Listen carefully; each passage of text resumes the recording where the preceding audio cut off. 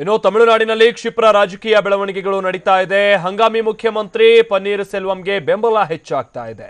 ಮೂವರು ಹಿರಿಯ ಸಚಿವರು ಪನ್ನೀರ್ ಸೆಲ್ವಂ ಅವರಿಗೆ ಬೆಂಬಲವನ್ನ ನೀಡಿದ್ದಾರೆ ಅಂತ ಹೇಳಿ ತಿಳಿದು ಬಂದಿದೆ. ರಾಜಭವನದಲ್ಲಿ ಅಕಸ್ಮಾತ್ ಏನಾದರೂ ಪರೇಡ್ಗೆ ಅವಕಾಶ ನೀಡಿದ್ರೆ ಪನ್ನೀರ್ ಸೆಲ್ವಂ ಅವರ ಪರ ಅಭಿಪ್ರಾಯವನ್ನ ತಿಳಿಸೋಕೆ ಈಗ ಸಚಿವರು ಸಿದ್ಧತೆಯನ್ನ ನಡೆಸಿದ್ದಾರೆ ಅಂತ ಹೇಳಿ ತಿಳಿದು ಬಂದಿದೆ. ಈ ಬಗ್ಗೆ ಟಿವಿ9ಗೆ ಎಐಎಡಿಎಂಕೆಯ ಉನ್ನತ ಮೂಲಗಳಿಂದ ಮಾಹಿತಿ ಲಭ್ಯವಾಗಿದೆ. ಮತ್ತೊಂದು ಕಡೆ ಪ್ರಮುಖ ಬೆಳವಣಿಗೆಯೊಂದರಲ್ಲಿ ಈಗಾಗಲೇ ಪನ್ನೀರ್ ಸೆಲ್ವಂಗೆ ಎಐಎಡಿಎಂಕೆ ಮುಖ್ಯಸ್ಥ ಮಧುಸೂದನ್ ಅವರು ಕೂಡ ಬೆಂಬಲವನ್ನ ಸೂಚಿಸಿದ್ದಾರೆ ಅಂತ ಹೇಳಿ ತಿಳಿದು ಬಂದಿದೆ. ಚೆನ್ನೈನ ಗ್ರೀನ್ ವೇಸ್ನಲ್ಲಿರುವಂತಹ ಪನ್ನೀರ್ ಸೆಲ್ವಂ ಅವರ ನಿವಾಸಕ್ಕೆ ಭೇಟಿ ನೀಡಿದಂತ ಡಿ ಮಧುಸೂದನ್ ಜಂಟಿ ಸುದ್ದಿಗೋಷ್ಠಿಯಲ್ಲಿ ಬೆಂಬಲವನ್ನ ಘೋಷಿಸಿದ್ದಾರೆ.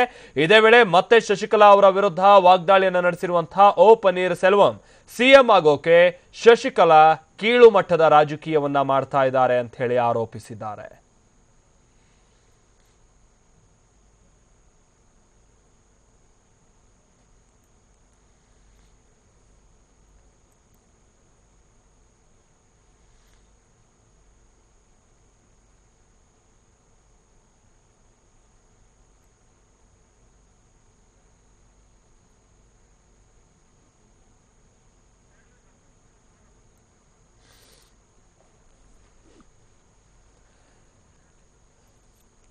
ನಿನ್ನೆ ಸಂಜೆ ತನಕನೂ ಕೂಡ ಶಶಿಕಲಾ ನಟರಾಜನ್ ಅವರ ಪರವಾಗಿ ಬಹಳಷ್ಟು ಶಾಸಕರು ಬೆಂಬಲವನ್ನ ವ್ಯಕ್ತಪಡಿಸಿದ್ದು ಆಯಿತು. ಈಗ ರೆಸಾರ್ಟ್ ರಾಜಕಾರಣ ಕೂಡ ಶುರುವಾಗಿದೆ. ಈಗ ನಿಧಾನವಾಗಿ ತಮಿಳುನಾಡಿನಲ್ಲಿ ಆ ಟ್ರೆಂಡ್ ಚೇಂಜ್ ಆಗ್ತಾ ಇದೆ ಅನ್ನುವಂತಹ ಮಾಹಿತಿ ಲಭ್ಯ ಆಗ್ತಾ ಇದೆ.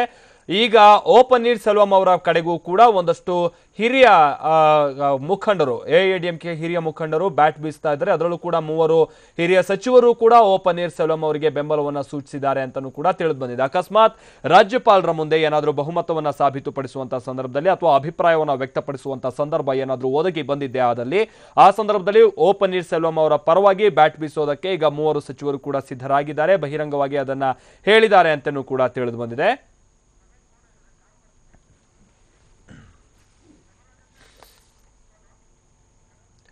ಇನ್ನು ತಮಿಳುನಾಡಿನಲ್ಲಿ ಈಗ ಆಗ್ತಾ ಇರುವಂತಹ ಈ ಓವರ್ ಆಲ್ ಡೆವಲಪ್ಮೆಂಟ್ಸ್ ನ ವಿಚಾರವಾಗಿ ಮತ್ತಷ್ಟು ಮಾಹಿತಿ ಕೊಡ್ತಾರೆ ನಮ್ಮ ಪ್ರತಿನಿಧಿ ರಮೇಶ್. ಈಗ ಒಂದು ಕಡೆ ರಾಜ್ಯಪಾಲರು ಕೂಡ ಆಗಮಿಸಿ ಆಗಿದೆ. ಮತ್ತೊಂದು ಕಡೆ ಈಗ ಇಬ್ಬರಿಗೂ ಕೂಡ ಭೇಟಿಗೆ ಒಂದು ಸಮಯವನ್ನ ಕೂಡ ನಿಗದಿಯಾಗಿದೆ. ಅದರ ಜೊತೆಗೆ ನಿಧಾನವಾಗಿ ಟ್ರೆಂಡ್ ಕೂಡ ಚೇಂಜ್ ಆಗ್ತಾ ಇದೆ. ಓವರ್ ಆಲ್ ಈಗ ಲಭ್ಯ ಆಗ್ತಾ ಇರುವಂತಹ ಅಪ್ಡೇಟ್ಸ್ ಏನು ರಮೇಶ್? ಮಾಲ್ತೇಶ್, ನಿಮಗೆ ಗೊತ್ತಿರಬಹುದು ನಿನ್ನೆಯಿಂದ ಏನೇನು ಬೆಳವಣಿಗೆಗಳು ನಡೀತಾ ಇರ್ತಕ್ಕಂಥದ್ದು, ಕ್ಷಣಕ್ಕೂ ಬೆಳವಣಿಗೆಗಳು ನಡೀತಾ ಇರ್ತಕ್ಕಂಥದ್ದು.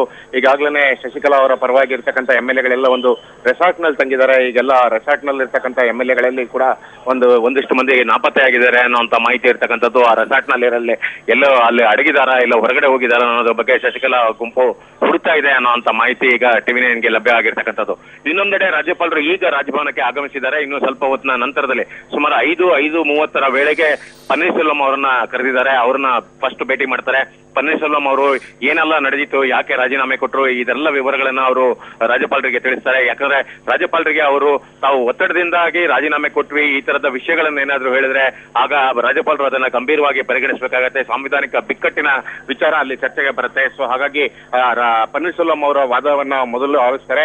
ಅದಾದ ನಂತರದಲ್ಲಿ ಈಗಾಗಲೇ 3-4 ಮಂದಿ ಗವರ್ನರ್ನ ಅಪಾಯಿಂಟ್ಮೆಂಟ್ ಅನ್ನ ಕೇಳಿರ್ತಕ್ಕಂಥದ್ದು. ಒಂದು ಶಶಿಕಲಾ ಅವರು, ಅದೇ ರೀತಿ ಪ್ರತಿಪಕ್ಷವಾದಂತಹ ಡಿಎಂಕೆ ಹಾಗೆ ಬಿಜೆಪಿನವರು, ಹೀಗೆ ಅನೇಕರು ಕೇಳಿರ್ತಕ್ಕಂಥದ್ದು.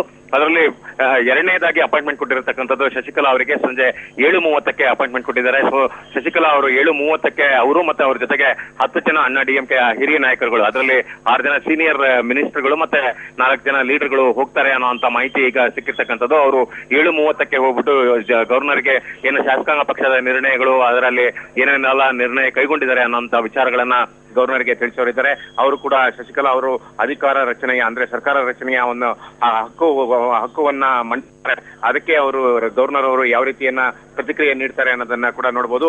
ಒಂದ್ ಕಡೆ ಪನ್ನೀರ್ ಸೆಲ್ವಂ ಅವರು ಹೋಗ್ತಾ ಇರ್ತಕ್ಕಂಥದ್ದು, ಇನ್ನೊಂದ್ ಕಡೆ ಶಶಿಕಲಾ ಅವರು ಹೋಗ್ತಾ ಇರ್ತಕ್ಕಂಥದ್ದು.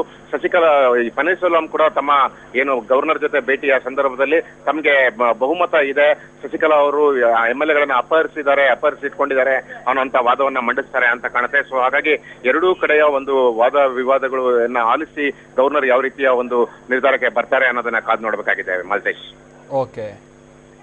Okay, thank you Ramesh.